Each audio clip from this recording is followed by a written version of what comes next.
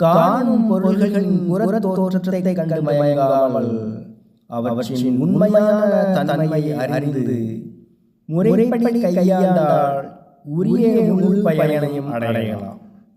மாறாக பயன்படுத்தினால் அவற்றால் விபரீத விளைவுகளும் நேரிடலாம். அதற்குத்தான் மனிதனுக்கு இறைவனால் ஆறாம் அறிவு என்னும் பகுத்தறிவு வழங்கப்பட்டுள்ளது. பொருள்களை போகத்திற்கு உரியவைகளாக கருதுவது மயக்கமாகும். பொருள்களிடத்தில் உள்ள மெய்ப்பொருளை காண முயல்வது மயக்கமற்ற நிலையாகும். ஆந்தை கண்ணுக்கு ஒளிமிக்க பகல் பொழுது இருள்மிக்க இரவாக தோன்றுவது போல் அறிவில்லாதவர்க்கு பொருள் அல்லாதவற்றை பொருள் என்று உணரும் மயக்கமே எஞ்சி நிற்கும்.